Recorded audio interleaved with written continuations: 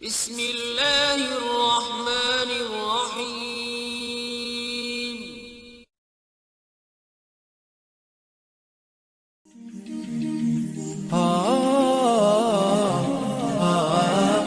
Bismillahirrohmanirrohim. Assalamualaikum warahmatullahi wabarakatuh.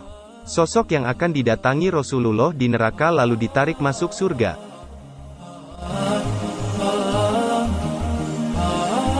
Sahabat beriman yang dirahmati Allah, setiap manusia memiliki amalan dan perbuatannya sendiri selama hidupnya di dunia dan harus dimintai pertanggungjawabannya di hari akhir.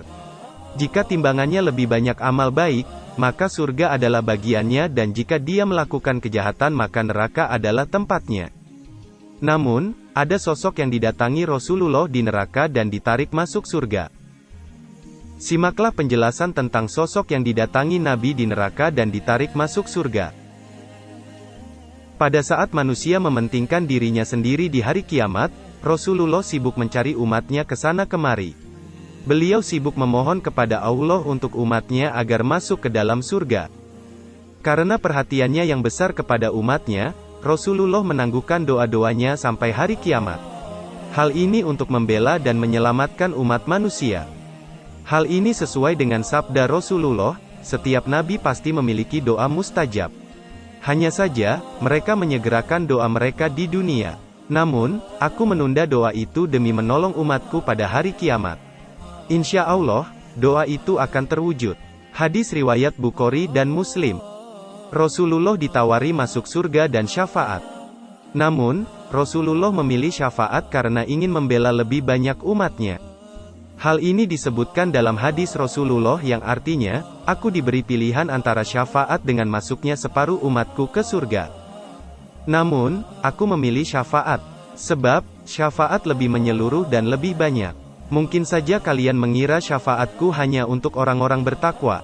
Tidak, tetapi juga untuk orang-orang yang berdosa. Hadis riwayat Tirmizi. Syafaat Rasulullah tak hanya berlaku bagi orang bertakwa, tetapi juga untuk umat yang berlumuran dosa.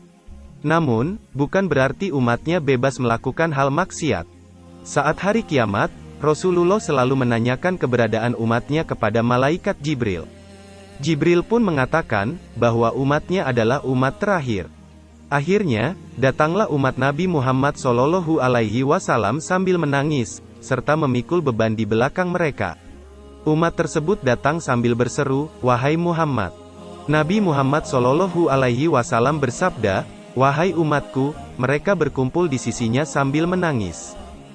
Nabi pun bersujud sangat lama, hingga Allah Subhanahu wa Ta'ala menyuruh Nabi untuk bangkit. Rasulullah meminta kepada Allah agar bisa memberikan minum karena terik matahari. Lalu Allah pun mengabulkannya. Setelah itu, Nabi Muhammad SAW bersujud kepada Allah agar umatnya diselamatkan dari Sirat. Allah pun memerintahkan Rasulullah menunggu di ujung Sirat. Umat yang banyak amal baiknya akan berhasil melaluinya, namun tidak sedikit yang terjatuh ke dalam neraka. Melihat umatnya banyak di neraka, Rasulullah kembali bersujud kepada Allah. Rasulullah meminta untuk menyelamatkan umatnya yang di dalam hatinya ada iman sebesar biji kurma. Allah pun mengabulkan permintaan Rasulullah.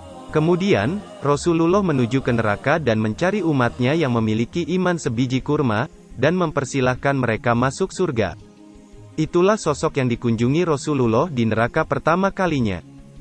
Lagi-lagi, Rasulullah bersujud dan menangis, memohon kepada Allah untuk menyelamatkan umatnya dari neraka, jika umat tersebut memiliki iman sebesar biji jagung. Allah pun mengabulkannya. Rasulullah lalu menjemput umatnya dan memerintahkan malaikat untuk mengeluarkan umatnya yang memiliki iman sebesar biji jagung. Manusia yang hanya memiliki iman sebesar biji jagung pun adalah sosok yang dikunjungi Rasulullah di neraka. Tidak cukup di situ, Rasulullah kembali memohonkan ampun untuk umatnya yang memiliki iman sebesar biji sawi. Hal ini sesuai hadits Rasulullah yang artinya, saat itu engkau kembali bersujud padanya. Kemudian Allah berfirman, "Angkatlah kepalamu, Muhammad. Memohon pertolongan apapun, engkau akan diberi."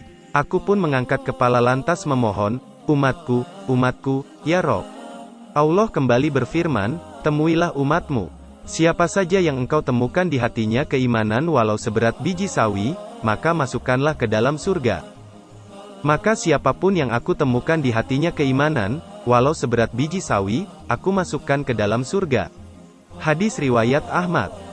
Kemudian Rasulullah kembali bersujud kepada Allah, dan meminta menyelamatkan umatnya yang tidak punya amal, kecuali hanya mengatakan la ilaha illallah, dan Allah pun mengizinkannya.